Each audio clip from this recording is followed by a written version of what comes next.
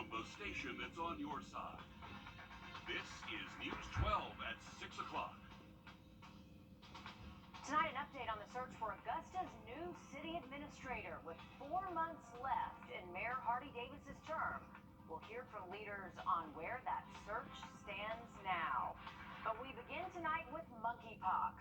Experts said it was just a matter of time, and now we have our first case in Augusta. Again, it's just one case, so no local outbreak, but the state of Georgia is ranked 5th in the nation for cases. Right now, the CDC says Georgia has more than 950 cases. In comparison, South Carolina ranked 26th with more than 60 cases. Will Rio on your side in our studio with symptoms health officials say to watch out for and what the process looks like if you do catch monkeypox. Yeah, well, doctors at Augusta University say most confirmed cases will have flu-like symptoms that you see popping up here on your screen right now. That's fever, headaches, chills, muscle aches, and then you get a rash. They say this isn't something to be immediately concerned about, but they want everyone to know what to do and what to look out for and how doctors can help you and how they can help people who may be infected. Out of almost 12,000 confirmed monkeypox cases in the U.S., Georgia sits at 5th in the country for cases with 951, according to the CDC. We are seeing cases occur in the Augusta area now. Augusta University's chief medical officer, Dr. Philip Kuhl, says this disease doesn't pose an immediate risk for everyone. It's important to understand that anyone can get monkeypox, but particularly men that have sex with men is a much more at-risk group, particularly for the current outbreak. But there are things that health professionals say you should do. This disease has unique characteristics. Dr. Kuhl says people typically have flu-like symptoms and then they get a rash. If you just get a rash or just have flu-like symptoms, it's most likely not monkeypox. Most people don't need to worry that if they have a bump come up or, to sit there and question, is this a pimple or is this, monkeypox? You don't need to go to the hospital if you have it because most people don't need treatment. They want you to call your doctor so they can start contact tracing. If you do have monkeypox, doctors say you should isolate for 14 days or more, and the lesions have to be completely scabbed over to not be infectious. Anyone can get monkeypox, and it's important to not stigmatize this disease as only being in that particular patient population. But for the majority of people, that means that their risk is lower. And for someone to get monkeypox, you have to have direct, intense contact with body fluids or skin lesions in most cases. You can get it by breathing if you're within 6 feet for more than 3 hours, but again, that's an extremely low risk. Okay, well, thank you. Continuing our monkeypox coverage now with our Hallie Turner, live in our newsroom. And Hallie, talk to us now about the vaccine. The monkeypox vaccine isn't a new one. Health officials say it's been around for a number of years. It's not a messenger RNA vaccine. In fact, it's not even in the same category as the one used to treat COVID-19. It's a modification using technology that has existed for quite some time. Not only was it used to treat smallpox, even the military has had a small supply. While health officials say it's not intended for everyone, there are preventative measures you can take to protect yourself. Avoid close contact, but especially close skin-to-skin contact. Avoid touching the lesions. Wash your hands relatively frequently after shaking somebody's hand, for instance, if you can. Coming up tonight on News 12 at 11 o'clock, we will hear more from health officials on who is at high risk for monkeypox and what you need to do if you contract it. Hallie, thanks a lot. Here's a quick look at Georgia's DPH website. It's a new online monkeypox vaccine tool. If you're eligible, you can use this to schedule your appointment. It's easy to find. Just go to dph.ga.gov/monkeypox. We have the link right here on the bottom of your screen. We're going to have it listed on our website as well. You do need to answer just a short questionnaire, then you can schedule that appointment. Taking a look outside, this is our evidence. Augusta search for a new city administrator hit a bit of a delay today in commission, but for some commissioners, that's good news. Back in February, Tanika Dowse replaced Odie O'Donnell after his resignation, and since then, Dowse has served as the interim administrator. Craig Allison talked to commissioners about what they want to see moving forward. After back-and-forth debate, Augusta commissioners voted to put more time into weighing in on who can be considered for the city administrator's position and who's allowed to weigh in on the hiring process. Based on the way we had the search last time, we didn't let internal candidates apply, as well as there's a year experience required. District 7 Commissioner Sean Frampton pushed to set a deadline for the hiring process to be completed by November of this year. But others say that wouldn't be fair to newly elected leadership that's starting in 2023. This includes 3 new commissioners and Mayor-elect Garnett Johnson. It would seem to me that it would be appropriate for at least, if nothing else, to be a part of the process.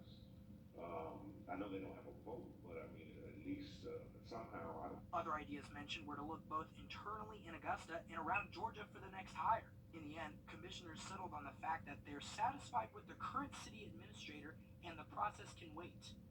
And the new mayor takes this seat. They're the ones that's going to be working with this new administrator. In Augusta, Craig Allison, on your side. That motion now goes back to the Administrative Services Committee for more discussion. Some of the job includes advising the mayor and managing the city staff. Salary is $190,000 a year with a car allowance. Another delay out of commission today, this time for results of damage evaluations to homes on Ellis Street. Augusta's Risk Management Department was supposed to give their findings on how much homes were damaged from water falling off the Calhoun Expressway. Today, the team said they needed more time. Commissioner John Clark says the city needs to respond with action when people speak up. When the lady come before us last week and she's having problems with the water runoff causing property damage, foundation damage, she's not the only one in the city that's having those problems. City leaders say they want an independent assessment and will work with Cranston Engineering to talk with neighbors. No date was set, though, for the next update. Tiny homes are now legal in Augusta. Commissioners decided to pass that draft ordinance allowing them in commission today. Going to show you some video out of Savannah where they built tiny home communities for veterans there. A few weeks ago, commissioners said plans for homes here are based on part of what Savannah's done with these homes. Details on who can build them and where they'll go locally still have to have a little more discussion. We'll let you know when we find out more about tiny homes in Augusta. New this evening, Richmond County SWAT officers on the scene of the River Creek apartments within the last couple of hours. Deputy and SWAT cars scattered all across this apartment complex. The sheriff's office says they arrested 23-year-old Terrell Crawford. Here's a mugshot from a previous arrest.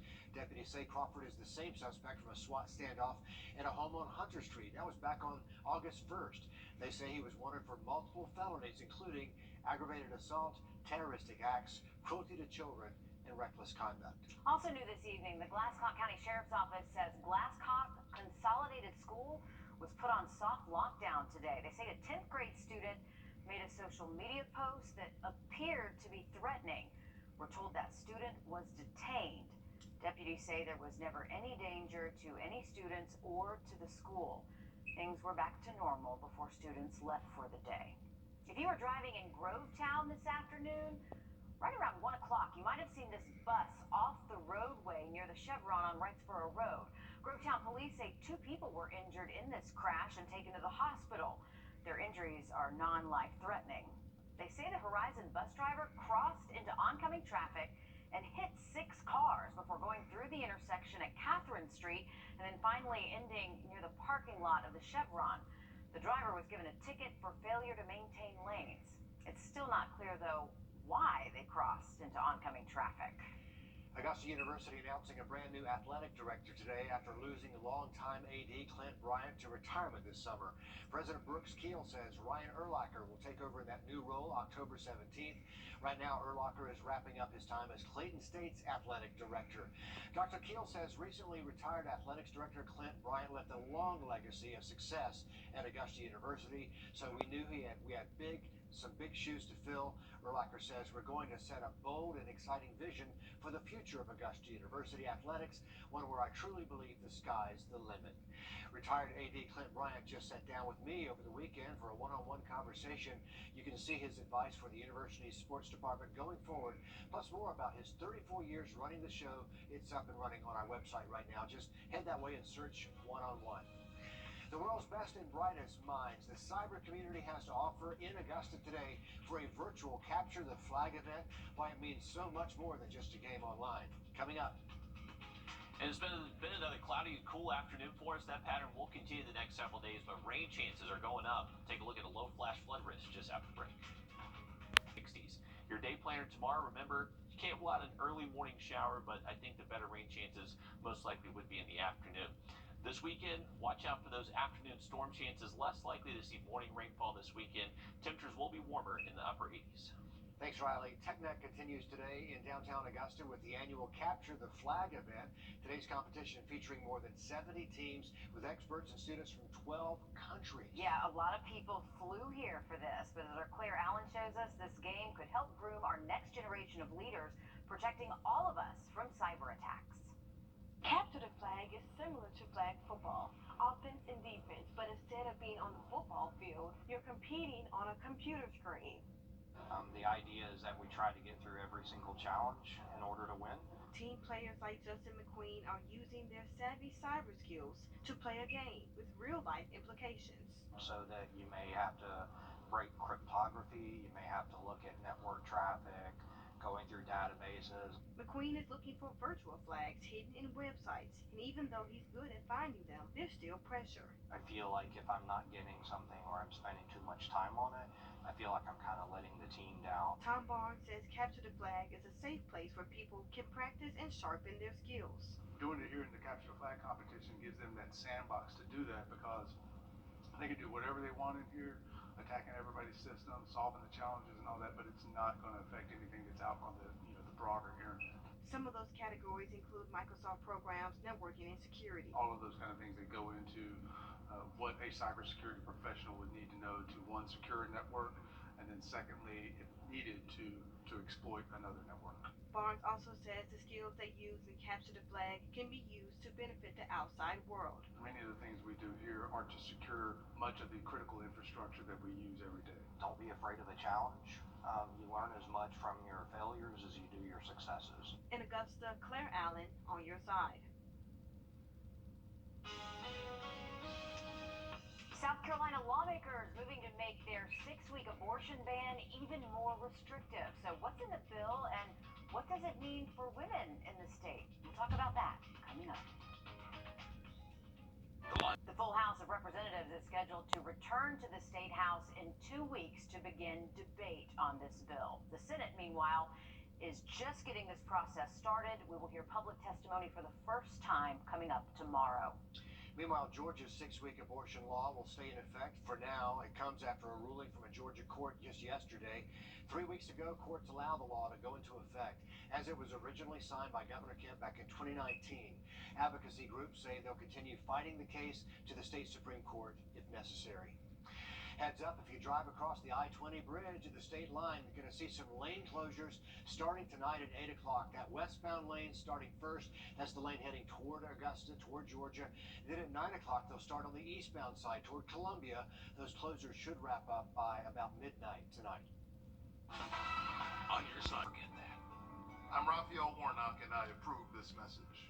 The WRDW News app on your Roku, Amazon Fire, or Apple TV store. Even if you cut the cord, you don't have to lose your local news. Just type in or search WRDW, and you've got your local news, first alert weather, sports, and more for free.